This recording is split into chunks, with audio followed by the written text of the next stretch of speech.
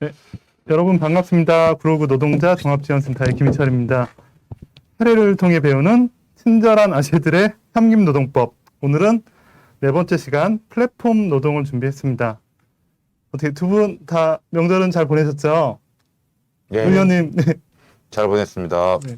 어디 뭐 특별히 갔다 오지는 않았어요. 어디 안 움직이는 게 좋고 네. 또 명절 지나고 지금 뭐 엄청나게 급증하고 있다고 그렇죠. 확진자들이. 3천 명이 예, 넘었으니까 그렇죠.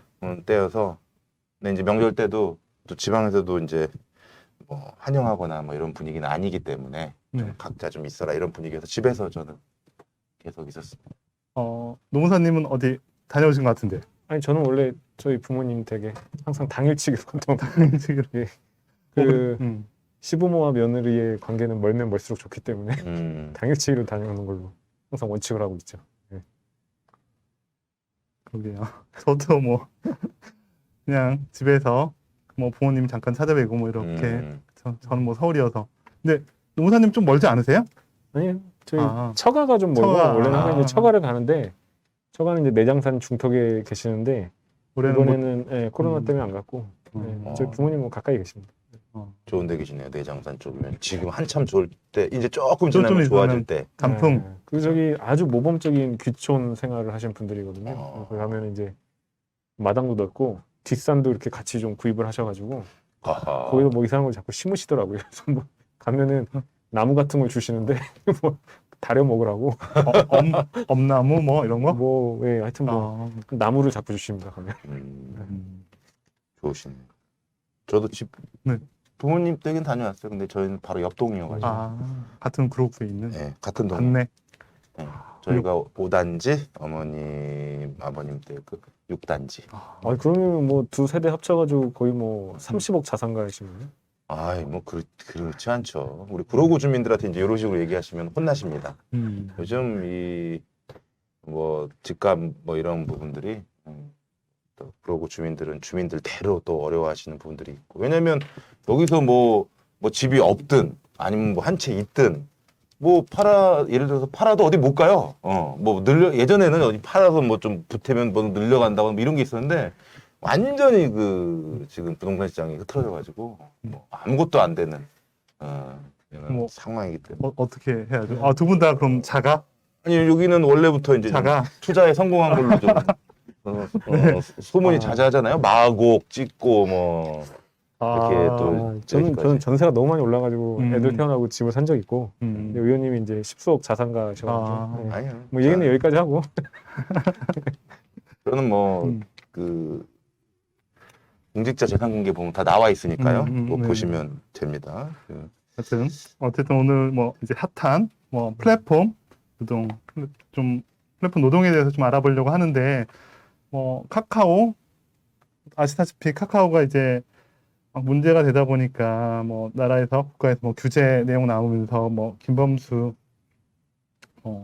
카카오 의장이 뭐 사회 기금을 뭐 마련한다 등등 뭐 여러 가지 뭐 말들이 많은데 어쨌든 뭐 지난번 저희가 약속드렸듯 플랫폼 노동에 대해서 좀 알아보려고 합니다. 근데 이제 뭐 일반적으로 이제 우리가 알고 있는 플랫폼 하면 뭐 배민, 묘기업, 뭐 쿠팡이츠 같은 배달 중개 플랫폼, 그리고 뭐 카카오 택시, 타다, 우버, 카카오 대리아 같은 이제 이동과 관련된 플랫폼, 그리고 에어비앤비, 뭐 야놀자 같은 이제 숙박 체업 관련 플랫폼이 있고, 또 아실지 모르시겠지만 크몽 숨고 같이 이제 프로젝트와 서비스를 연결해주는 플랫폼 이 정도가 이제 일반적으로 알고 있는 플랫폼들인 것 같아요. 근데 이게 각각의 좀 어떤 문제가 있고 또 우리는 어떤 고민을 해야 될지에 대해서 좀 살펴보려고 하는데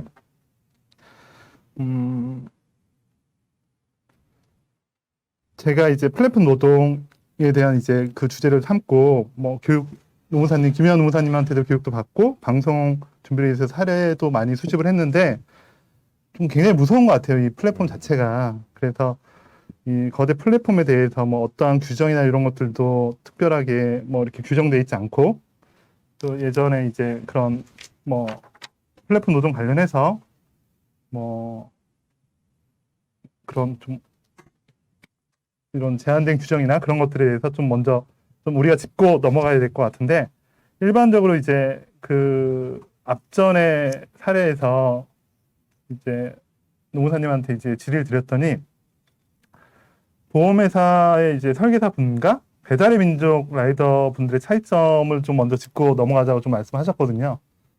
노무사님이 좀 설명을 좀 해주시기 부탁드릴게요. 쉽게 좀 얘기해 주세요. 저 잘 모르겠어요. 플랫폼 지금 노동 굉장히 뭐 지금 얘기하는데 분위기 딱딱한데 네. 왜 플랫폼 노동이라고는 하시는지 아세요? 근데 일단 좀 먼저 구분해야 되는 게, 플랫폼 산업이 있고, 플랫폼 산업에서 이제 두 가지 차원에서 사회적 문제가 제기되는 거죠. 하나는 최근에 이제 김범수가 뭐 사회 환원한다 얘기했던 거는, 그 플랫폼 산업이 카카오가 아주 문어발식으로 영세 자영업자들의 영역을 다 침입해 들어간다, 침범해 들어간다라는 차원이죠. 뭐 이제는 미용실도 카카오에서 하고, 그죠? 네. 그래요? 네. 미용실. 미용실을. 모르셨어요? 몰랐어요. 네. 미용실은 그냥. 뭐 또 몰랐어요. 택시는 이제 오래됐고, 그래서 이제 기존에 소규모 영세 자영업자들이 하고 있는 영역은 이제 치고 들어온다라는 측면에서 하나가 있는 거고, 두 번째는 그 플랫폼 산업에 고용된 노동자들의 노동 문제. 여기 이제 두 가지 차원에서 이제 뭐 사회적으로 이슈가 되는 거고, 우리는 이제 두 번째 플랫폼 산업에 고용된 노동자들의 네. 노동권에 대해서 한번 얘기해 보자는 게 주제인데, 근데 일단 왜 플랫폼 산업이라고 하느냐 아세요? 플랫폼. 저는 영어 쓰는 걸 되게 일단 싫어해요. 음. 플랫폼이라는 게 뭔가요? 그 기다리는 데 아니에요? 그렇죠. 그 그렇죠. 저기 네. 그렇죠. 기차 기다리고 뭐 이렇게 그렇죠. 네. 지하철. 네. 거기로 모여들어서 뭐가 된다 뭐 이런 거겠죠. 그렇죠. 뭐 네. 하여튼 뭐 정치적 감각은 역시 맞았네. 저는 궁금해서 한번 얘들 찾아봤었거든요. 왜 플랫폼 네. 산업이라고 하냐. 말씀하신 대로 플랫폼이 원래 이제 기차 승강장 말하는 거잖아요. 원래 네. 의미가 그거니까. 근데 기차 승강장을 보면은 기차가 계속 연달아 들어오고 거기에 사람이 모였다 들고 나고 하잖아요. 그러니까 그 의미를 확장시켜서 그 수요자하고 공급자를 어떠한 그 영역에서 서로 매칭을 시켜준다라는 의미에서 이걸 이제 플랫폼 산업이라고 이제 의미가 전환돼서 쓰이더라고요. 네, 그렇게 좀 쓰이는데, 그러네요. 네, 근데 이제 여기서 우리가 이제 플랫폼 노동에 대해서 얘기를 해봐야 되는 이유는, 이러한 어떤 수요자와 공급자를 매칭시키는 IT 기술을 이용해서 주로 매칭시키는 그렇겠죠. 시스템에서 노동자들의 노동권이 굉장히 보호되기 힘들다. 그 음. 산업에서 종사하는 그 얘기를 이제 하는 거거든요.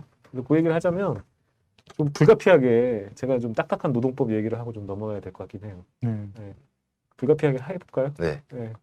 PPT 자료 준비하셨죠? 뭐 별건 아니고요. 예. 너무 일단 우리 노동법을 가지고 뭐라고 얘기하냐면 all or nothing이라는 얘기를 많이 했어요. 그러니까 뭐냐면은 근로기준법상 근로자, 노동법상 노동자로 인정되면 여러 가지 법적인 보호들을 해줍니다. 뭐 우리가 이제 지난 시간에도 했듯이 최저임금 이상도 받아야 되고, 그죠? 그다음에 뭐 함부로 자를 수도 없고, 근로시간 제한도 있고, 그다음에 일하다 다치면 사용자 돈으로 산재 처리를 해줘야 되고, 다양한 그 노동권들이 있잖아요. 근데 이게 노동법상 노동자로 인정이 되지 않으면 이런 것들이 일체 보장이 되지 않죠. 그래서 all or nothing이라고 그렇게 표현을 하거든요. 그럼 이제 노동법상 노동자인지 아닌지는 어떻게 판단을 하느냐. 이제 근로기준법 보시면은 근로자란 직업의 종류와 관계없이 임금을 목적으로 사업이나 사업장에 근로를 제공하는 사람이다라고 이렇게 표현이 돼 있는데, 이제 뭐 사용종속 관계가 있는 거냐라고 표현을 하거든요. 내가 일을 하는데 내 마음대로 자주적으로 내 내키는 대로, 저는 사장이니까 제 마음대로 하잖아요. 저처럼 일을 하는 게 아니라 누구한테 매여서 종속적인 관계에서 노동을 제공하냐를 가지고서 노동자인지 아닌지를 따지겠다. 이게 이제 노동법에 정해져 있는 내용이고요. 그러니까 우리가 아까 거꾸로 노동자이면은 뭐 임금 보호도 받고 근로시간 보호도 받고 휴가도 받고 뭐 산재 처리도 받고 이렇게 얘기를 했잖아요. 근데 거꾸로 내가 사람을 쓰는 사람이라고 생각하면, 내가 고용하고 있는 사람이 노동자로 인정된다라고 하면 이런 것들을 다 보장해 줘야 되는 거니까 비용이 들죠. 그래서 사용자들은 항상 내가 누구를 데리고 쓰긴 하는데, 이 사람은 내가 고용하고 있는 근로자가 아니라 다른 지위를 가진 사람이다라고 이야기를 하고 싶어 하죠. 그 대표적인 게 뭐 프리랜서. 나랑 프리랜서 계약을 하자.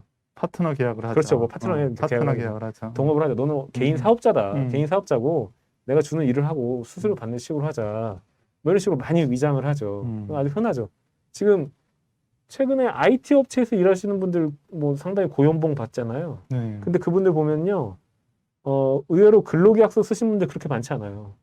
다 프리랜서 계약서라고 써가지고 다니셔요. 뭐 프리랜서 도급 계약? 그렇죠. 어. 네. 그러니까 프리랜서니까 음. 그냥 임금 노동법에 관한 임금 규정 적용 안 받으니까 그분들 퇴직하고 나면 퇴직금 못 받죠. 그리고 아무 때나 잘릴 수 있죠. 그래서 자기는 이제 프리랜서이기 때문에 그런 법적인 보호를 못 받는 게 아니냐 이렇게 생각을 하시는데 근데 방금 말씀드렸다시피 사용자가 그 노동자가 아니라는 식으로 위장을 하는 거기 때문에 법에서 뭐라고 얘기냐면은 실질을 따져서 그 사람이 근로자인지 아닌지를 본다라고 얘기를 합니다. 그러니까 프리랜서 계약이라고 했다고 하더라도 그 사람이 노동법상 근로기준법상 근로자일 수 있어요. 네. 제가 이렇게 분위기가 딱딱해질 것 같아요. 그러니까 이제 제가 이제 뭐 제 주변에 그런 뭐 지인이 있다는 얘기는 아니고 돈을 많이 받으면 그러니까 어쨌든 문제 삼아야지 문제가 되는 것들이 아닌가에 대한 질문이거든요. 그러니까 그런 이제 그 노동자들이 나는 뭐 이러한 것들에 대해서 문제가 있다라고 생각하는 경우는 또는 문제가 있지 않다고 생각하는 경우 뭐 이제 뭐 근데 나뉠 것 그거는 같아서 뭐 보수 수준도 물론 영향을 받을 수는 있죠. 근데 네. 뭐 임금 노동자라는 게 뭐 최저임금 받는 노동자도 있는 거고 연봉 1억 받는 노동자도 있는 거고 그런데 이제 그런 임금 수준하고 별개로 노동자로서의 기본권을 보장받아야 되는 그런 걸 요구하는 상황이 있어요. 아까 제가 얘기한 게 대표적으로 해고되는 상황이거든요. 만약에 임금 노동자라고 한다면은 단순히 자기 다니고 있었던 IT 업계가 좀 경영 사정이 어려졌다고 해서 못 자르거든요. 경영상 해고라는 건 굉장히 엄격한 제한을 요구하는 거기 때문에. 그런데 제가 이제 상담했던 분도 연봉 한 8천 받으시는 분데 코로나 터지고 좀 있다가 이제 좀 어영부영 하다가 이제 하루아침에 잘리신 거거든요. 뭐 하루쯤 잘린 거거든요. 그러면은 그분은 어떤 법률상 보호를 받을 수 있느냐? 프리랜서 계약 조건을 보면은 뭐 일거리가 없을 때 자동 계약 해지한다 이런 것까지 다 적혀 있단 말이에요. 근데 이분이 만약에 근로기준법상 근로자다라고 한다면은 부당 해고에 대한 법률 구제를 하실 수 있는 건데 받으실 수 있는 건데 정말 진짜 프리랜서라고 한다면 그런 보호가 전혀 없는 거죠.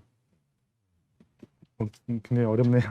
어려운가요? 그러니까 자, 그러니까- 그래서 이것과 이제 플랫폼 노동자 네. 이거 원래 이제 보험 설계사분들과 배달의 민족, 네. 배달 라이더의 차이점을 얘기한다고 하시면서 이 얘기를 네. 일단 하셨거든요. 아 그러게요. 네. 그냥 아무 얘기나 막 하면 안 되는데. 근데 이제 이 얘기를 하려면 이제 이 배경 설명을 좀 해야 되니까 네. 어려워도 제가 좀 말씀을 드렸고요. 그래서 일단 이거부터 좀 보고 같이 넘어가시면 좋을 것 같은데 그래서 법원에서 이런 근로자인데 근로자가 아닌 것처럼 위장하는 경우가 워낙 다양하고 빈발하기 때문에 아주 이제 여러 가지 기준들을 마련해 놨어요. 여기 보면은 번호는 제가 달아놨는데 한 9가지 정도 나오거든요. 뭐라고 나오냐면은 자기가 하는 일을 자기 마음대로 정한 게 아니라 사용자가 정했느냐. 그리고 그 과정에서 일을 할 때 사용자가 지휘 명령을 했느냐. 그 다음에 출퇴근 시간이나 근무 장소가 지정되어 있느냐.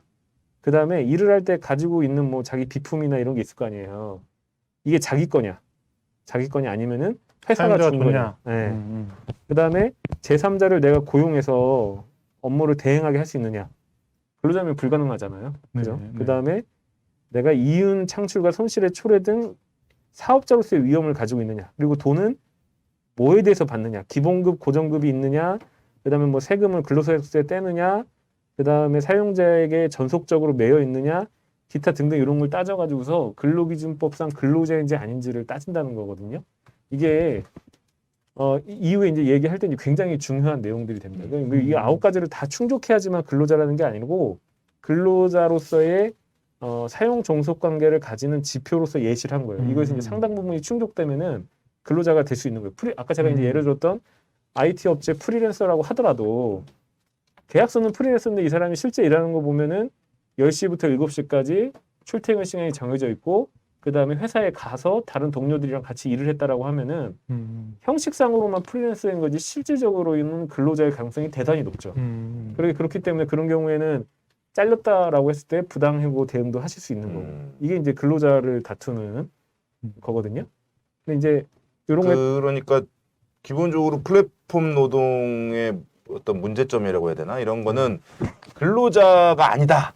그렇죠. 라는 거죠. 그거에서 발생하는. 그렇죠. 근로자가 아니니까 기본적인 그러니까 근로기준법의 보호를 못 받는 그러니까 문제. 이런 기준들이 이제 뭐 잡힌 지가 이제 벌써 10수년 된 얘기고 이 판례는 이제 농사 시험 보는 사람들은 거의 외우다시피 하는 판례예요. 음. 이게 이제 뭐 너무 이게 그 클래식한 아주 기준이고 그냥 그 노동법의 역사라는 건 뭐냐면은 이런 걸 이제 규정을 들이대면 요거를 빠져나가기 위한 편법과 꼼수들을 만드는 역사죠. 그렇죠.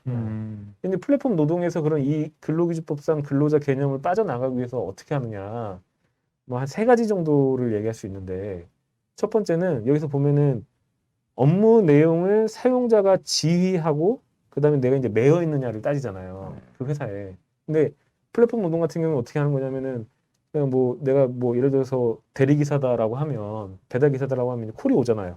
너 이 할 거야 안 할 거야? 네. 그래서 내가 잡는 거죠. 잡으면 하는 거고 네. 안 잡으면 안 하는 거죠. 그러면 이제 플랫폼 업체에서 뭐라고 얘기해?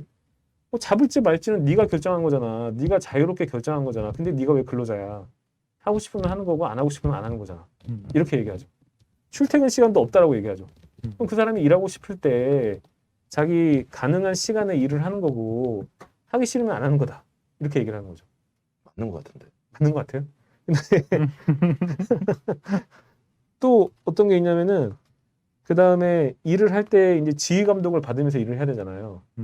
원래 노동자라고 한다면 근데 이제 지휘 감독을 안 하고 그냥 플랫폼 맨 처음에 이제 계약을 할 때 우리는 업무 매뉴얼이 이렇게 되니까 이렇게만 하면 된다라고 알려주죠.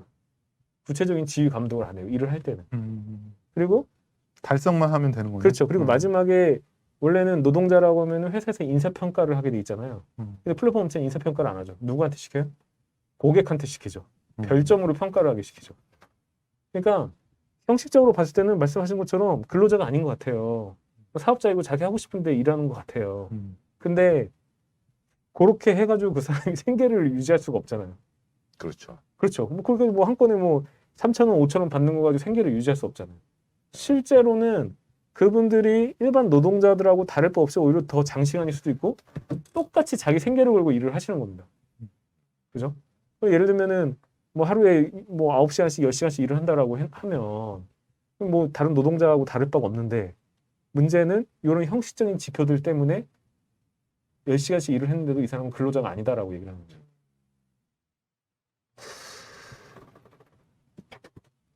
어렵네요. 어려운가요? 아니 뭐 예를 들어서 어디에 소속돼서 하는 거면 그 쉽게 이해될 수 있을 것 같아요. 그렇죠. 뭐 어디 뭐 땡팡 뭐 배달이다라던가. 근데 이제 뭐 예를 들어 아까 얘기한 대리운전 같은 경우는 제가 어디 등록을 하고 물론 그런 등록할 때 계약을 맺죠. 어떤 계약을 맺겠지만 등록을 하고 거기에서 수수료를 주고 내가 이제 어쨌든 일을 따가지고 이렇게 진행을 하는 거잖아요. 이런 거 같은 경우에도 그렇게 볼 수 있나? 그러니까 이게 이제 과거에 이 특수고용 문제라고 하는데 제가 이제 기사 하나 가져왔는데 이런 게 이제 가장 전형적인 건데 이건 사실 쉬운 거예요. 뭐냐면은 이분들 정수기 기사분들 요즘에는 정수기 다 렌탈을 하고 와가지고 청소해주고 뭐 부품 교체해주고 하시잖아요. 근데 이분들 근로계약 체결 안 해요. 다 업무 용역 계약 체결해요. 업무 용역 계약 체결하고 뭐 한 집에 뭐 그거 뭐 설치해주면은 뭐 정비해주면은 얼마 건당 수수료 얼마 수수료. 받는다라고 해요. 근데 이분들은 법원에 가서 다투면은 근기법상 근로자로 인정되는 경우들이 굉장히 많습니다. 그런 판결들이 나오고 있거든요. 왜 그러냐면은 건당 수수료를 받아도 아니 그 회사 옷 입고 옷 입고 그게 그렇죠. 중요한 거죠. 그게. 그리고 자기가 맡은 그 구역이 있으면 그걸 다 하려면은 그거 얘네는 뭐 업체는 출퇴근 시간을 안 정한다고 하지만 자기가 맡은 구역에 그걸 다 하려면은 통상적으로 어느 정도 시간을 해야 되는지도 다 나오는 거거든요. 네. 그래서 이런 분들은 이제 전속성이 높다라고 하는데 한 업체에 매여 있기 때문에 이분들은 거의 다 근로자로 인정이 돼요. 다퉈볼 해요. 근데 아까 제가 말씀드렸다시피 플랫폼 업체는 이런 이 자신네들이 업무 지시를 하고 뭐 계속 일을 시킨다는 것을 아주 희석할 뿐만이 아니라 네? 그리고 이 플랫폼에 종사하시는 분들이 여기저기 일을 같이 하신단 말이에요. 그렇죠. 네, 예를 들어서 대리하시는 분들도 앱을 여러 개 띄워놓고 자기한테 그나마 좀 가깝고 수수료 많이 받을 수 있는 데서 가고 이런 식으로 하신단 말이에요. 그러니까 이게 전속성이 부족하다라고 보는 거죠. 어느 한 업체에 매여 있는 게 아니기 때문에 그렇기 때문에 이분들은 근기법상 근로자로 인정되기가 쉽지 않습니다. 네, 그러니까요. 그런 차이는 있는 것 같아요. 내가 딱 그냥 예를 들어서 카카오에만 딱 소속돼서 한다 그러면 그것만 중심으로 한다 그러면은 그거는 관계가 있을 것 같은데 그것도 것도 있고 뭐 다른 것도 있고 이렇게 선택적으로 할 수 있다 그러면 약간 그거는 그러니까 더 애매하고 모호하고 명확하지가 않은 거죠. 예. 플랫폼 노동의 문제 거기에 있는 것 같군요. 그러게요. 어떻게 그 뭐지? 그 보험 회사 관련해서는 좀 비교가 좀 그러니까요. 그러니까 이게 지금 아까 그쵸. 정수기랑 정수기랑, 정수기 뭐 코웨이 웅진 코웨이 그 소속으로 다니시는 것처럼 네. 보험 설계사 분들도 예를 들어서 뭐 자기 삼성화재면 삼성화재 이렇게 딱 소속으로 다니시는 거잖아요. 그런 분들은 이제 그런 분들은 이제 실질을 따져서 아까 제가 말씀드렸던 법원의 기준을 따져서 근로자인지 여부를 따질 수 있는 거고 그럼 따지면 비벼볼만 하죠. 네, 비벼볼만 하고 인정받을만 하죠. 근데 플랫폼 노동 같은 경우에는 그게 부족한 경우가 많아요. 이 업체 저 업체 돌아다니면서 일을 하시는 분들이 많고 네. 그렇기 때문에 이분이 전체적으로 일을 하시는 거 보면은 뭐 하루에 10시간도 일을 하시고 그러는데 그런 기준 때문에 근로자로 인정받지 못하는 경우가 상당히 있어요. 그러네요. 그러니까 제가 이제 뭐 지난번 이제 사전 이제 저희 뭐 이런 회의하다가 그 보험사 이제 GA라고 혹시 들어보셨어요? 이렇게 보험회사인데 각 회사의 보험을 판매하는 분들이 있은 거예요. 그런 분들은 때에 따라서는 뭐 이럴 수도 있고 저럴 수도 있는 상황들이 발생할 수 있겠네요. 때에 따라서는. 그러니까 뭐 한 상품만 파는 게 아니라고 하면.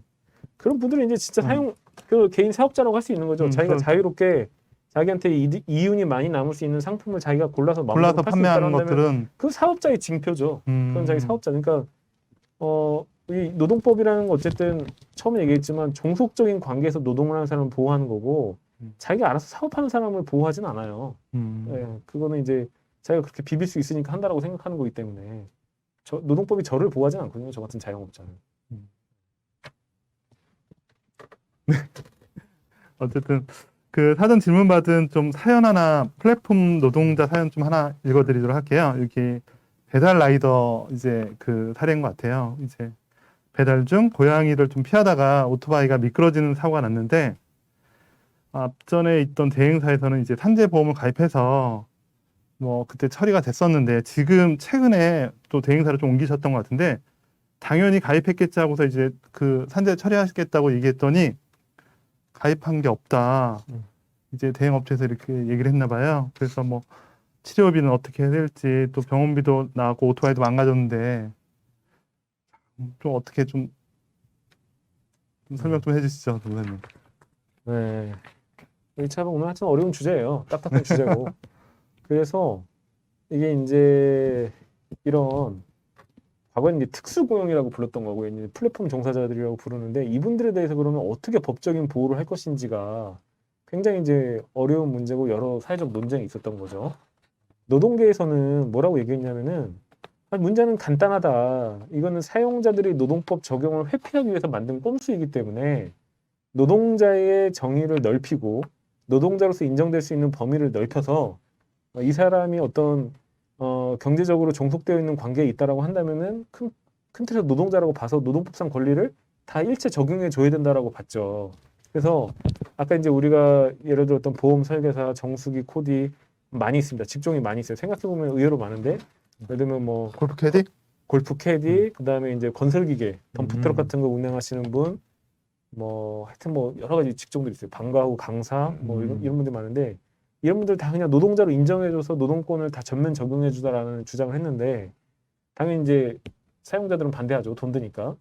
그래서 현재는 절충된 형태로 법에서 특수 형태 근로 종사자라는 표현을 쓰고 있습니다.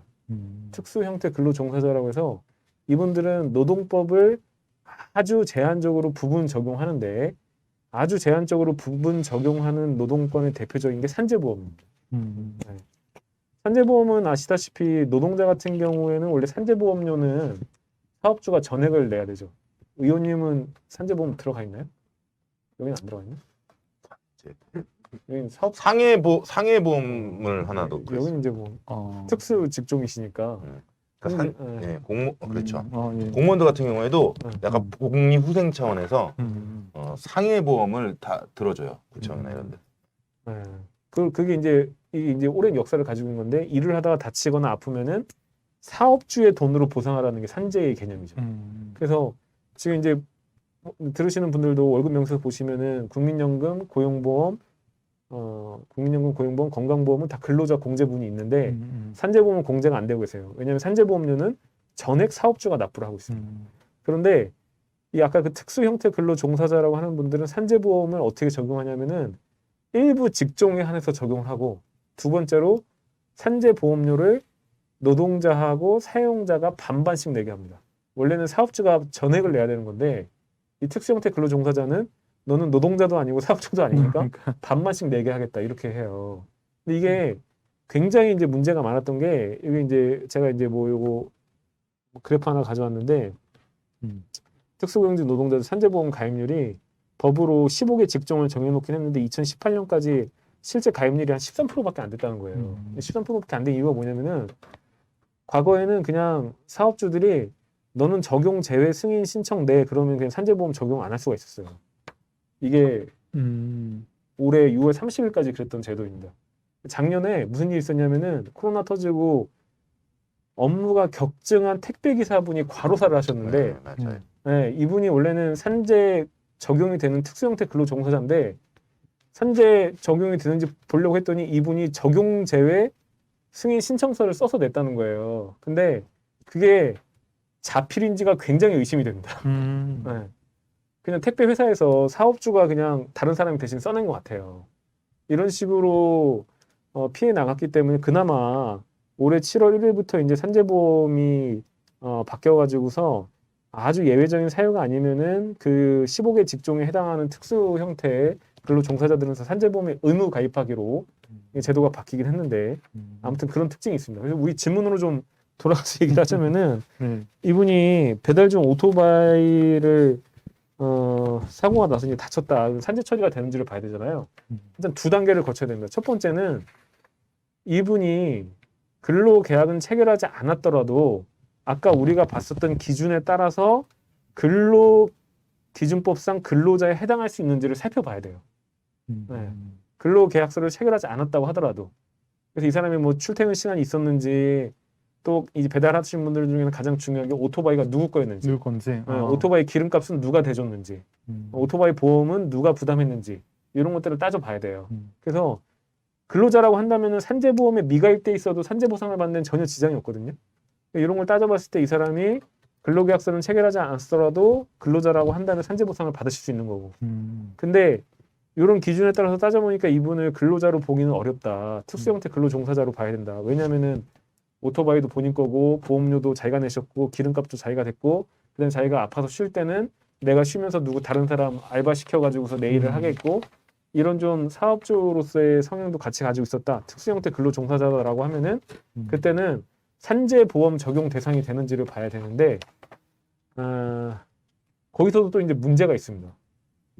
계속 오늘 좀 어려운 얘기를 많이 하죠. 이제 의원님 계속 화를 내시는 것 같은데 잠깐만 좀 참고 들어보세요. 무슨 문제가 있냐면 특수형태 근로종사자가 산재보험 의무 가입 대상이 되기 위해서는 산재법에 따라서 그 사업주와의 전속성이라는 게 인정이 돼야 됩니다. 내가 이 사람 업체에서만 배달을 했다는 게 인정이 돼야 돼요. 또는 최소한 내 수입의 50%는 이 사람 업체에서 나왔다는 게 인정이 돼요. 인정이 돼야 돼요. 네. 그렇게 따지면 산재보험 의무 가입 대상이기 때문에 산재보험을 미가입했다라고 해도 보상을 받을 수 있는데, 그게 아니라 이 옮긴 대행사가 내가 그냥 하는 일의 일부였다라고 하면은 이분은 일하다 다쳤는데도 법적으로는 방법이 없는 거예요. 어떤 방법이 없고. 네, 심각한 문제인 겁니다. 안타깝네요. 뭐 기분이 많이 나쁘신 것 같아요, 의원님. 이 문제 많네요, 이게. 너무 좀 어쨌든 이 사연 남겨주신 분은 꼭 저희 센터로 전화 주셔서 후속 조치를 좀 더 상담을 진행 받으시기 부탁드릴게요. 그리고 지금 채팅에 좀 질문이 들어왔는데 어떻게 진행 가능하시겠어요? 제가 읽어드릴게요. 김연우님이 이제 올려주신 사연인데요. IT 프리랜서로 계약을 했고 코로나 전에는 뭐 매일 업체에서 출근했고 출퇴근 시간이 정해져 주간 회의로 업무 회의를 통해 일을 지시받고 있습니다. 계약상 연차 휴가는 없고 공휴일만 시기로 했습니다. 지금은 코로나로 인해 일주일 중 재택근무 3일, 출근 3일, 총 5일 근무하고 계신 것 같네요. 근로자로 봐야 할지 개인 사업자로 해야 할지 모르겠네요. 3.3% 세금 공제를 하고 있습니다. 네, 이렇게 올려주는데 예, 질문의 요지가 네. 네. 자기가 근로자냐 개인 사업자냐 이 얘기를 하시는 거잖아요. 네네. 네, 그래서 아까 제가 이제 네, 말씀드렸던 그 판례가 제시하고 있는 여러 가지 기준을 가지고 따져야 되는데 네, 제가 아까 설명 안 드렸는데 근데 일단 마지막에 3.3% 세금 공제라는 건 사업소득세죠. 사업소득세. 사업소득세. 원래는 이제 근로소득세는 저렇게 안 내고요. 다른 음. 방식으로 공제를 하잖아요. 근데 그 당시 이제 판례가 무슨 얘기를 하는 게 있냐면은 이 사람이 근로소득세를 내느냐 사업소득세를 내느냐는 이 사람이 정한 게 아니고 네. 사업주가 그냥 일방적으로 정한 거기 때문에 그거는 크게 보지 않겠다라고 얘기를 해요. 근데 문제는 대한민국 노동부는 그걸 굉장히 크게 봅니다. 사대보험이 가입돼 있었느냐 사업소득세를 내냐 근로소득세를 내냐 이게 굉장히 크게 보기 때문에 그게 문제인데 어쨌든 저건 중요하지 않고요. 저걸 빼고 나머지들을 보거든요. 근데 이제 얘기하신 거 보면은 매일 출근을 했고 출퇴근 시간이 정해져 있었고 주간 회의를 통해서 업무 지시까지 받았다. 라고 한다면 저건 명백히 그렇죠. 근로자죠. 제가 봐도 저거는 네. 딱 근데 근로자인데 그 뒤에 보면은 프리랜서라는 이유로 연차 안 주고 공휴일만 쉬게 하고 그랬으니까 저게 근로기준법 위반 불법이 되는 거고 연차를 못 받았으니까 연차 수당도 못 받으셨을 거고 임금 체불이 되는 거고 이런 문제들이 쭉쭉 나오는 거죠. 그리고 근로자라고 한다면은 일주일 중 재택근무 3일 출근 2일 할 때 재택근무 3일에 대해서 월급이 나오는지 안 나오는지도 따져야 되는 거고요. 재택근무 형태라고 하면 월급은 그대로 나와야 되는 거고 또는 쉰다라고 하더라도 근로자면 휴업수당을 받으셔야 되는 거기 때문에 이게 이제 근로자이냐 아니냐에 따라서 이렇게 권리들이 많이 차이가 나는 거예요.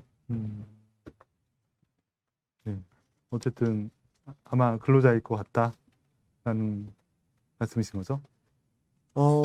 뭐 아마도 뭐 저거는 뭐 누가 단언할 수가 없습니다. 네네네네. 예, 구체적인 내용은 더 살펴봐야 되는데 일단 앞에 내용은 상당히 상당히 유리한 지표들입니다. 어쨌든 김현님도 저희 센터로 유선으로든 뭐 홈페이지를 통해서든 다시 한번 추가적인 문의 좀 부탁드리고요. 아까 제가 좀 이렇게 좀 짚고서 말씀 못 드린 사항이 하나 있는데 어쨌든 이 플랫폼 그 배달 기사님이 좀 서울시에서 좀 의료비 일부라도 지원받을 수 있는 제도가 있다라고 하는데 좀 의원님이 그 서울시 그 지원책에 대해서 좀 설명 이게 부탁드릴게요. 뭐 그 인터넷 쳐보면 많이 나오는데요. 서울시 유급병가 이제 지원하는 제도가 있습니다. 그래서 아마 이런 이제 특수고용에 네. 해당되는 분들이라던가 이렇게 이제 그 직접적인 노동자성이 약간 애매한 분들 또 일부 이제 자영업이라고 해야 되나 이런 분들도 이제 해당이 되는 부분인 건데요.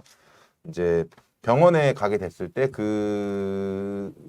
그만큼의 어떤 수당 그날 일하지 못한 일하지 못한 거에 대한 이런 부분들을 서울시에서 일정 기간 내에 한 2주 정도 굉장히 많이 13일인가요? 하여튼 이렇게 지원을 해주는 제도가 지금 있어서 진행이 되고 있고요. 이제 조금씩 사회적인 논의가 시작되고 있는 상황입니다. 특히 이번에 코로나19로 인해서 뭐 이제 그 백신도 맞아야 되고 그 백신 휴가 뭐 이 휴가라는 거는 중요한 거는 이제 그걸 쉬었을 때 유급으로 그거를 받느냐 안 받느냐 이게 중요한 거잖아요. 안 그러면 쉬지를 못하니까. 그렇죠. 예. 그래서 그런 논의들도 이제 진행이 되고 있는 거고 그런 것들에 대해서 그러면 사측에서 어느 정도 어떻게 부담할 거냐 아니면 공공의 영역에서 이제 뭐 정부나 지자체에서 이런 것들을 지원하고 할 거냐 이런 논의들이 좀 확산되고 있는 현재 상황입니다. 지금 현재도 받을 수 있는 거죠? 예, 받을 수 있고 네. 근데 이제 그런 조건들이 있어요. 조건들. 이분들이 이제 뭐 소득 수준 뭐 하위 몇 그렇죠. 네. 그 내용을 제가 이제 뭐 찾아놨는데 네. 조금 이따 다시 한번 네네네. 읽어드리 필요하면은 네. 읽어드리도록 하고 인터넷 통해서 확인하실 수 있습니다. 네네네. 그리고 지금 뭐 얼마 전에 제가 이제 기사를 보다가 타다 이제 관련해서 뭐 판결이 나왔던 것들을 좀 찾았었는데 타다 플랫폼 뭐 근로자이냐 또 사장이냐 뭐가 인정되면 뭐 노동자냐 뭐 이런 부분에 대해서 막 얘기가 나왔었는데 요 내용 노무사님 잘 알고 계시죠? 뭐 잘은 아니고 대충은 알고 있습니다. 근데 이제 네. 시청자분들도 좀 요 내용을 좀 알게 설명해 주시면 이런 플랫폼 노동에 대해서 좀 잘 이해할 수 있을 것 같은데 좀 설명 네. 부탁드리도록 할게요. 근데 일단 이 문제가 왜 네. 생기는지를 좀 생각을 해보셔야 될 것 같은데 지금 타다는 서비스가 중단됐죠. 네. 네. 중단은 됐는데 당시 타다 서비스가 운영 중일 때 굉장히 평가가 좋았습니다. 이용하시는 분들이. 그렇죠. 왜 이 평가가 좋았던 이유가 뭔가요? 저는 안 타봐서 모르는데. 아니, 그러니까 저는 이제 네. 외국에서 그랩이나 우버를 좀 타봤는데 진짜 편하더라고요. 이게 금액도 막 어째 시간대별로 다르고 그다음에 뭐 서비스도 그러니까 타다 같은 경우 물도 놔준다고 하는데 외국에서는 사실 일반 택시보다는 그런 걸 많이 탔던 것 같아요. 타다 같은. 근데 이제 제가 듣기로는 일반 택시랑 비교를 하시면서 어. 택시 기사님들 말 걸고 막 이런 거 너무 싫은데 네. 그런 것도 없고 뭐 그냥 그쵸. 목적지만 가고 난폭 운전하지 않고 요금을 따로 계산할 필요도 없고. 이런 것도 이제 만족도를 표하시거든요. 근데 이제 그게 가능했던 이유는 요금이 이제 비싸니까. 타다. 그리고 뭐 또 이제 만족도를 표하는 게 이제 카니발 운행했으니까 사람도 많이 탈 수 있고 뭐 가외 요구를 하지 않고 뭐 이런 얘기들을 하셨거든요. 만족도는 굉장히 높았는데 이게 이제 왜 문제가 됐냐면 근데 거기서 일하시는 타다 기사들, 타사 기사분들은 노동권이 보장이 안 되는 상황이었죠. 그러니까 뭐 대표적인 노동권 중에 하나가 함부로 잘려서는 안 된다. 내가 뭐 해고를 함부로 당할 수 없다는 건데 이분들이 이제 해고를 막 당하죠. 왜냐하면 이분들은 계약을 근로 계약이 아니라 프리랜서 계약을 체결했던 분이에요. 프리랜서 계약. 똑같죠. 너는 근로자가 아니다. 너는 사업자니까. 너는 사업자니까 뭐 그런 권리들 보장되지 않는다라고 했던 건데, 근데 이제 굉장히 복잡하니라. 왜 복잡하냐면은 이 타다 사건을 보면은 등장 인물이 3명이에요. 셋이에요. 하나는 타다 이 서비스를 운영하는 원청이 있는 거고, 쏘칸가 있었을 거예요. 원청이 있었고, 이 원청이 하청을 준 업체가 있습니다. 하청 업체가 있습니다. 이 하청 업체한테 뭐 타다 택시를 운영하는 그 노무 관리에 대한 하청을 주고요. 이 하청 업체가 타다 기사님들하고 근로계약을 체결한 게 아니라 또 프리랜서 계약을 체결한 거예요. 그러니까 이게 지금 얼마나 복잡해요. 근데 그러니까 여기서 진짜 사장은 누구겠어요? 타다 서비스를 운영하는 원청이죠. 소카? 그렇죠. 여기서 자기네들이 하고 싶은 대로 이 기사들을 관리한 거거든요. 어떻게? 매뉴얼을 통해서 니네 어떻게 일을 하라는 거 다 지시를 하고 그다음에 평가를 받아가지고서 평가가 안 좋은 기사들은 배차를 안 주거나 계약을 해지할 수 있고 이런 것들을 다 자기네들이 정한 거거든요. 다 정하는데 형식상 자기는 이 사람들과 아무런 근로 계약 관계가 없다는 이유로 책임을 지지 않고 해고에 대해서 책임을 지려고 하지 않았던 거죠. 완전 위장이네, 위장. 근데 뭐 특수고용 문제라는 게 위장. 뭐 이게 사실은 뭐 20년 넘은 문제인데 항상 똑같은 거예요. 이게 실제로는 노동자인데 노동자가 아닌 걸로 위장해서 노동법상 책임을 지지 않겠다라는 게 항상 똑같은 이야기입니다. 그래서 타다 사건에서도 마찬가지였는데 그게 이제 당시에 중앙노동위원회에서 따져 보니까 원청이 실제로 지휘 감독을 한 게 맞더라. 그래서 이거는 원청이 직접 고용한 노동자로 봐야 된다라고 이제 판정을 했던 사례죠. 그러네요. 그러니까 사실 뭐 타다 기사들이 본인 차로 한 게 아니고 다 쏘카 차로 운행했던 거잖아요. 그렇죠? 그럼요. 누가 와도 이건. 그리고 이제 가장 결정적이었던 거는 그분들이 임금을 어떻게 받았냐면은 자기 일하는 시간에 따라서 시급제로 받았어요. 시급이면 더 명확한 건데. 그렇죠. 건당 받고 이런 게 아니라. 그럼에도 불구하고 근데 그 중앙노동위원회에서는 근로자로 인정됐는데 초심이었던 서울지방노동위원회는 근로자가 아니라고 각하됐던 사건이에요. 그러니까 지금 이제 뭐 끝나고 한 얘기니까 쉬운 것 같지만 사용자들이 그만큼 연구를 많이 하고 그만큼 위장을 아주 교묘하게 한다는 겁니다. 이 사람이 근로자가 아닌 것처럼. 그렇죠. 그런 거 열심히 해주시는 노무사님도 많잖아요. 그걸 해야지 돈을 벌어요. 나쁘게 설계하는. 그렇죠. 많아요. 그것도 노무사님들도. 저희는 안 하지만 우리 김유한 노무사님, 절대 네버. 훌륭한 노무사님. 그러게. 뭐 굳이 그거 안 해도 먹고 살만해서. 훌륭하신데. 그러게요. 어쨌든 뭐 이런 새로운 일자리 나온 플랫폼 노동 자체는 굉장히 진짜 좀 박수칠 그런 일이긴 한데 제가 이제 현장에서 이렇게 뭐 센터에서 일을 하다 보면 뭐 배달의 민족 이제 노동자 분들도 만나고 이렇게 만나고 하는데 요즘 뭐 알고리즘 막 이제 그런 것들이 되게 문제가 되는 것 같아요. 그래서 막 그런 알고리즘에 의한 뭐 강제 배차부터 해가지고 그들이 막 어떠한 그럼 우리가 알 수 없는 알고리즘 만들잖아요. 프로그램들을 개발해서 근데 그런 게 예전에 자본과 별 차이가 없는 것 같아요. 좀 어떻게- 어려워가지고 네. 이게 전 어떤 식으로 돌아가는지를 사실은 정확히 지금 현재 잘 모르겠거든요.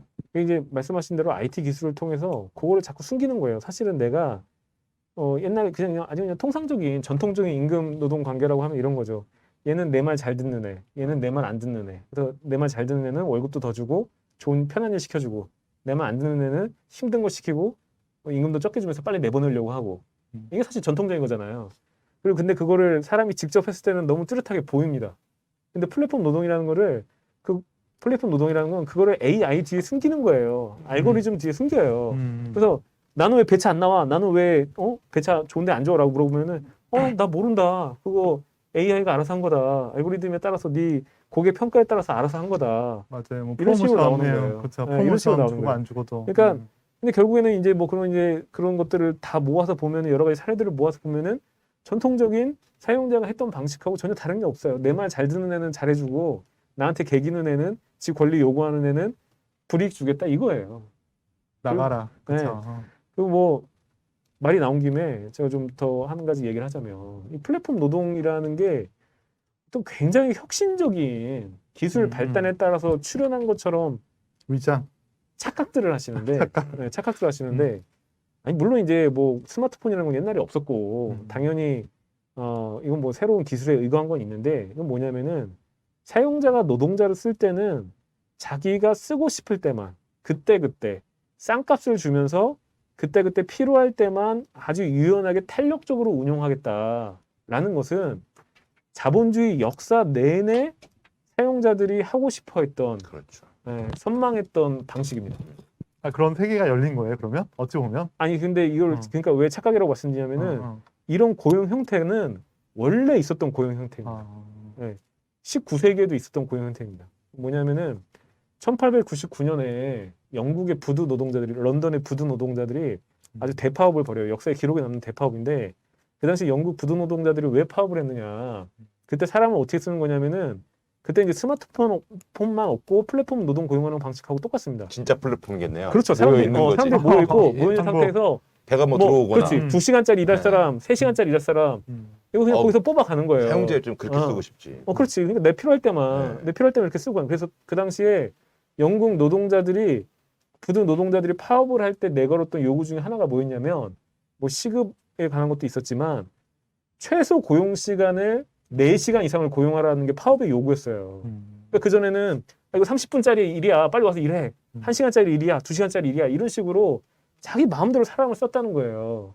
그 노동자들은 생존권은 보장이 안 되지만 사용자들 입장에서는 얼마나 이게 좋은 논하는 고용 형태입니까? 그걸 지금 하고 싶은 거예요. 그걸 다시 노동자들이 오랜 투쟁을 통해서 안정된 고용을 만들어 왔던 거를 다시 이제 기술 발달의 미명 속으로 얘기하면서 예전과 같은 고용 형태를 만들자는 게 플랫폼 노동이에요.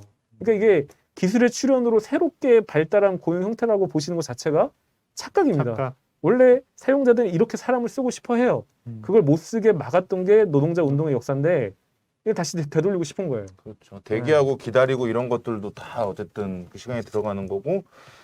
저희 같은 경우도 우리 이제 아이 이제 베이비시터라고 해야 되나요? 아이 이제 둘 다 출퇴근을 하니까 저희 이제 다 맞벌이를 하니까 그런 분을 모실 때도 이런 고민을 하거든요. 그러니까 우리가 딱 필요한 거는 예를 들면 4시간이거나 뭐 3시간, 5시간인데 근데 딱 그 시간만 일을 해서는 그분이 한 달 생계를 유지할 수 있는 금액이 안 될 수가 있잖아요. 그렇죠. 그러면 이제 그걸 좀 늘려야 되는 거죠.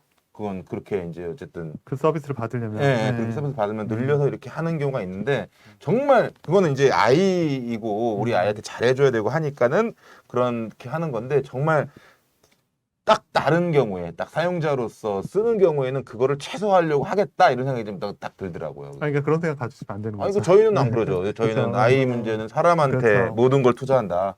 다른 건 다 얻어 입혀도 지금 이런 거기 각국에서 때문에. 플랫폼 노동 가지고서 노동법상 분쟁이 굉장히 많이 벌어지고 있는데 지금 지적하신 대로 그 부분 내가 플랫폼 노동 콜 뜰 때까지 대기하는 시간을 근로시간으로 인정해서 임금을 지급해야 되느냐가 각국 법원에서 다 항상 쟁점이고요.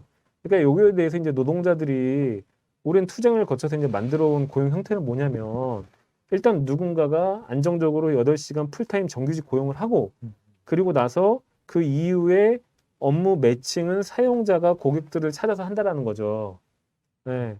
지금 똑같이 뭐 예를 들어서 요양보호사분들도 방문 요양하시는 분들 3시간짜리 하시는 분들이 있는데 그분들도 마찬가지로 8시간 고용을 한 다음에 사용자가 자기 책임하에 업무 매칭을 하는 식으로 가야 된다는 거죠. 근데 플랫폼 노동은 사용자 이제 그거 하지 않겠다. 이거 그냥 나는 그냥 콜만 주는 거고 네가 하고 싶으면 하는 거고 안 하고 싶으면 안 하는 거고 그래서 이거는 네가 결정한 거고 나는 너의 사용자가 아니다. 이 얘기를 하는 거죠. 네. 그러니까 아이 돌보미 분들 같은 경우도 그거는 이제 개인적으로는 3시간짜리를 구해야 되는 거지만 전체 사회를 놓고 보면은 충분히 그 어떤 정형화된 사용 패턴을 만들 수가 있는 거거든요. 네. 뭐 저도 지금 뭐 사건을 하고 있어서 보고 있는데 뭐 쓰는 시간 딱 정해져 있어요. 맞벌이 부부의 아침 저녁 시간 내지는 휴일 뭐 이렇게 정해져 있는데 그것들을 충분히 설계를 할 수 있고 비용을 들이면 할 수 있는 건데 그렇게 하지 않고 가장 노동자들을 싸게 쓰는 방식으로 운영을 하는 거죠. 그 한번 거기에 아니 좀 약간 너무 아직 논의가 덜 된 부분이어서 말을 하려다가 말아야 되겠네. 어떤 수수료나 이런 거에 이 그런 어떤 노동자들을 고용했을 때 들어가는 여러 가지 비용들이나 이런 걸 담아가지고 걷어서 좀 어떻게 하는 방법 이런 것들도 있을 것 같은데. 그 사실 이제 공공이 해야 되는 거죠. 그거를 이제 영세한 업체에다 맡겨놓으면 당연히 노동자를 등치는 식으로 운영을 하기 때문에. 그러니까 그 플랫폼 업체들이 돈을 벌 거잖아요. 거기서 가져다가 어떤 유급휴가 아까 얘기한 유급병가나 뭐 이런 거 같은 경우에도 이제 그건 서울시에서 그걸 지원을 하는 거잖아요. 그 예산을 하는데 그 예산의 재원을 많이 버는 그 어떤 노동 형태를 어떤 식으로 변형시키든지 간에 그것들이 많이 축적되는 카카오나 뭐 예를 들면 타다나 이런 쪽에서 그런 세금과 기금을 받아서 그런 노동자들이 뭐 아무리 그걸 숨기려고 하더라도 노동을 하고 그 속에서 뭐 사고가 난다던가 아니면 그 속에서 어떤 뭐 최소한의 생계에 대한 어떤 비용이 필요하다던가 이런 거 있을 수 있으니까 그런 것들을 좀 지원해 줄 수 있게끔 그런 기금을 그렇죠 만드는 게 필요하겠다 이런 생각이 좀 드네요. 근데 사실 그게 노동법이에요. 그러니까 아까 뭐냐면 예를 들면 그것 중에 대표적인 게 산재보험료를 사업주가 내는 거잖아요. 노무 수령으로 이익을 얻는 사람이 노동자가 다쳤을 때를 대비해서 산재보험료를 전액 내라는 게 노동법 아닙니까? 근데 지금 플랫폼 산업에서는 거대 자본들이 산재보험료 절반밖에 안 낸단 말이에요. 그러니까 이런 것들을 다시 이제 노동법의 적용 방식으로 바꿔야 되는 것이죠. 그게요. 지금 뭐지? 뭐 말하는 중에 이제 지금 하나 사례가 더 있는데 이게 가능할지 모르겠네요. 노무사님 카카오 요거 관련해서 좀 언급을 드리면 답변이 가능할까요? 지금 남아 있는 시간이? 좀 너무 길까요? 저희가 하다 보니까 이게 너무 갑자기 길어져서 질문이 뭔지 몰라서 좀 모르겠네요. 네. 아니 이게 뭐지? 그냥 대리 탁송 기사님 사례긴 한데 이게 뭐 일반적으로 많이 있는 사례 아닌 것 같아가지고 이건 좀 넘어가고 제가 좀 김희서 의원님한테 좀 질문을 좀 여쭤보고 싶은 게 어쨌든 좀 정의당이 좀 어쨌든 진보적으로 좀 요 플랫폼 관련해서 또 노동자 관련해서 좀 그러한 이제 정책 그다음에 개정안을 좀 발의한 상황이 있어서 좀 여쭤보고 싶은데 9월 7일 이제 정의당 강은미 의원이 일하는 사람은 모두 노동자 이 근로기준법 개정안을 발의했는데 요거에 대한 이제 뭐 취지 내용에 대해서 좀 설명 또 기대 효과까지도 좀 같이 말씀해 주시면 좋을 것 같아요. 저는 이 개정 법안에 대해서 한 번도 본 적이 없어요. 네. 전 없어요. 그런데 네. 어떤 방향인지는 알 것 같아요. 왜냐하면 그동안 우리 노동법에서 근로기준법에서 담고 있는 한계점들 고쳐야 된다, 해야 된다는 목소리들은 너무나 많고 또 이게 모아진 것들이 이제 있단 말이에요. 그리고 아마 제가 모르긴 몰라도 근로기준법 개정안이 한 수십 개는 이미 수십 개가 뭐예요? 이렇게 올라와 있을 거고요. 그리고 이 기본적으로 이 근로기준법이 법적인 걸로 제가 좀 검수를 받자면 한 몇십 년 됐죠? 50년 이렇게 됐나요? 1951년에 51년 피난수도 부산에서 만들었어요. 그러니까 기본적으로 60년 동안 70년 동안 기본 골격이 어쨌든 변하지 않은 이런 노동법이거든요. 근로기준법이거든요. 이게 우리가 이미 여러 차례 이런 우리 유튜브에서도 얘기했지만 사각지대들이 너무 많은 거예요. 가장 뭐 대놓고 사각지대 있잖아요. 5인 미만 사업장 뭐 이런 등등등등은 뭐 해당이 안 되니까 네. 특수고용직 문제도 마찬가지. 네. 이거는 제가 보지 않았지만 일하는 사람 모두가 노동자라는 건 이런 노동을 하고 있는 사람들은 모두 그런 법적 보호를 받을 수 있는 걸로 가야 된다. 그러면 방법은 여러 가지가 있어요. 그런 제한을 둔 것들을 개정을 해가지고 계속 없애는 거. 예를 들어서 5인 미만 이런 걸 없애고 이런 진입 장벽 이런 것들을 없애는 방법이 있고 또 하나는 아예 이 노동법의 기본 개념 틀 자체를 새롭게 만들자 이런 주장을 할 수도 있는 거죠. 그러니까 이런 사각지대에 있는 부분까지를 사각지대를 하나하나 개별적으로 없애는 걸로는 너무 사각지대를 저렇게 만들고 또 만들고 또 만들고 또 만들고 이러잖아요. 네. 그 지금 오늘 플랫폼 노동에서도 자꾸 은폐하고 알고리즘 만들고 하나 법 만들면은 그거 피해서 도망가고 이런 식으로 네네. 하기 때문에 아예 이런 것들을 총괄해 가지고 근로기준법이 뭐 헌법을 뭐 이렇게 바꾸는 것처럼 네. 그 기본 틀을 좀 바꿔야 된다 이런 시도들도 있는 거고요. 거기에 핵심은 딱 그거라고 보시면 됩니다. 근로기준법 사각지대에 있는 실제로 일하지만 특수고용직이라고 해서 5인 미만 사업장이라고 해서 뭐 비정규직이라고 라고 해서 이런 부분들 플러스 그다음에 이제 영세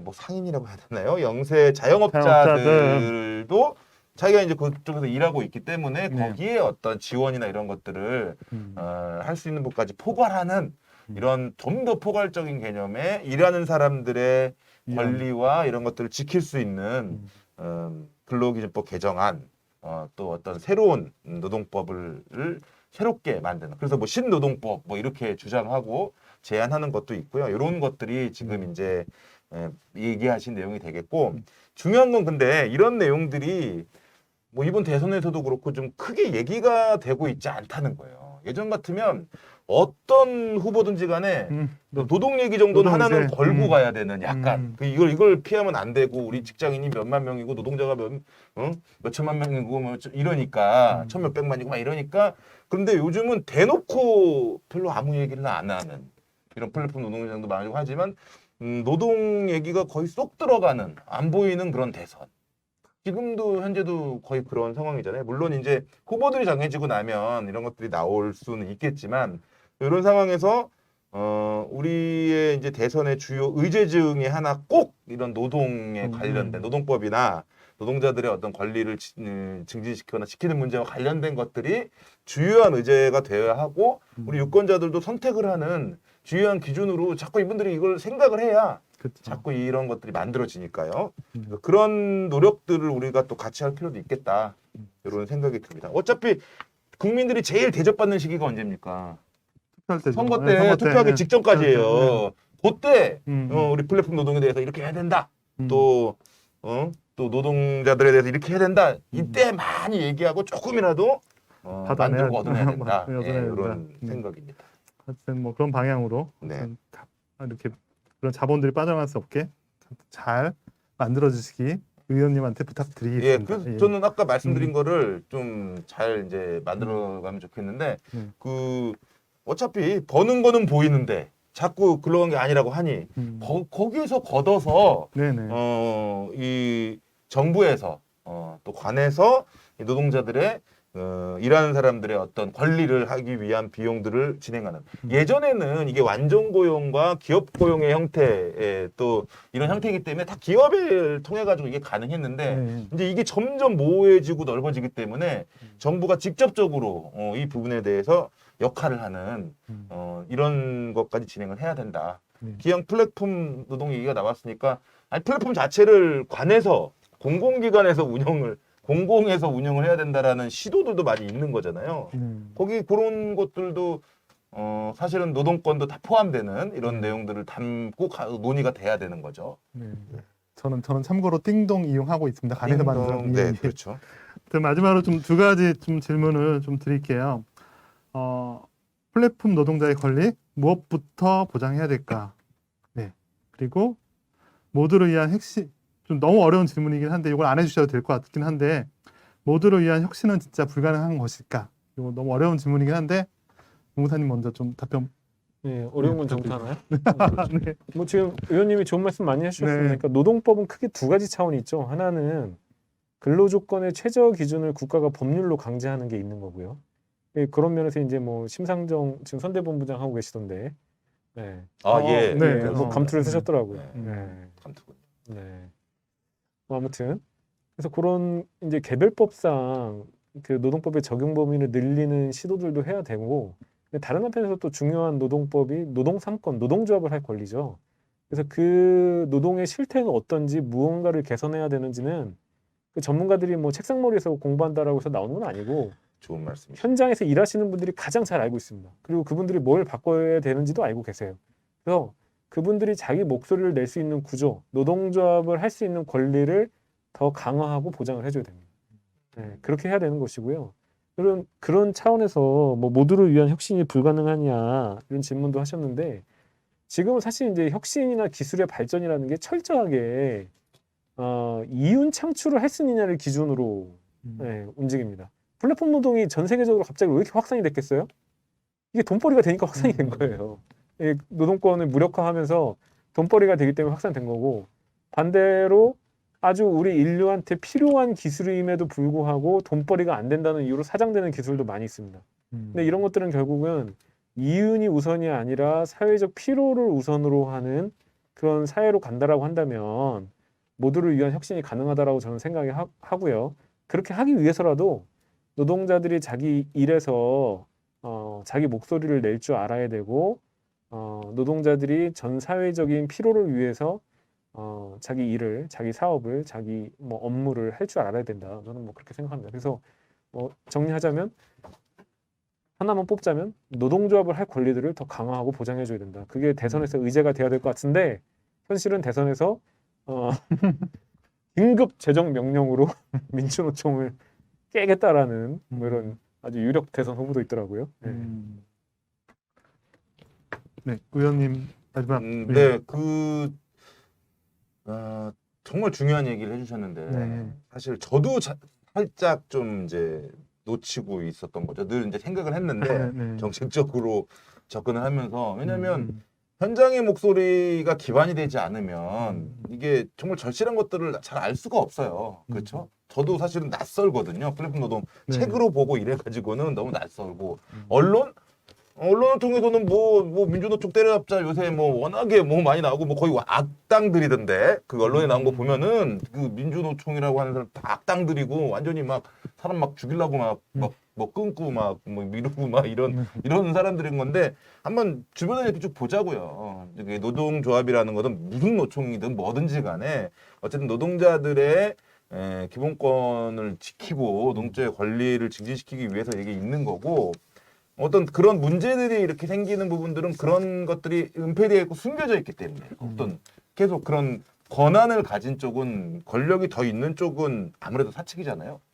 기업들이고, 또 플랫폼 노동처럼 또 자본이 많이 축적되는 건 더 그런 것들이 심하고, 그렇기 때문에 저는 아무래도 이 실제로 일하고 있는 분들이 해결하는 방향에 대한 목소리를 좀 들어야 된다. 사실 우리가 그분들이 무슨 얘기를 하고 있는지 지금 많이 못 들었잖아요. 언론도 그런 얘기는 안 해줘요. 그냥 나쁜 놈들이다라고 얘기를 하고 뭐 이런 얘기들만 주로 하지, 무슨 얘기를 하고 있고 어떤 노동 조건이고 왜 그런지 이런 거에 대해서는 얘기를 안 하고 어떻게 보면 좀 감추고 있는 이런 상황이기 때문에, 그런 부분들에 대해서 우리가 적극적으로 듣고 노동조합을 통해서 그 이야기들을 할 수 있는 그런 권리들이 보장되는 것 너무너무 중요하겠다. 저도 잠깐 그걸 잊고 있었는데, 말을 못하고 있었는데, 왜냐면 자꾸 정치를 통해서 아니면 정부에서 뭔가를 해줘야 된다라는 생각 쪽으로, 근데 그 해주는 게 정말 맞는 거냐, 그 문제를 해결할 수 있는 제대로 된 방향이냐, 아니면 그냥 탁상머리에서 이런 게 좀 필요하다, 이건 되게 중요한 문제라서 제가 오늘 많이 배우고 늘 그런 문제에 대해서 한번 생각해 볼 수 있도록 하도록 하겠습니다. 고맙습니다. 고생 많이 하셨습니다. 정치인 멘트로 마무리를 하시죠. 어쨌든 오늘 1시간 뭐 플랫폼 노동에 대해서 이제 저희가 좀 주제를 다루어서 잘 설명하려고 노력했으나, 어쨌든 다음번엔 더 잘할 수 있도록 노력할 거고요. 다음 주제는 요거에 이어서 비정규직법에 대해서 좀 이제 다뤄보려고 해요. 뭐 오늘도 지금 계속 뭐 질문 남겨주시는데 계속 앞으로도 이런 뭐 비정규직법 관련해서 질문 사항 있으시면 올려주시면 저희가 참조해서 방송에서 좀 잘 이렇게 설명드릴 수 있도록 하고요. 오늘 되게 다 말씀하셨죠? 네. 이만 맞춰도 되겠죠? 네, 네. 다음번엔 좀 쉬운 걸로 하죠. 예. 아, 지금 진짜 플랫폼 노동이 예. 만만치가 않아요. 이거 그러게요. 이해, 용어부터 음.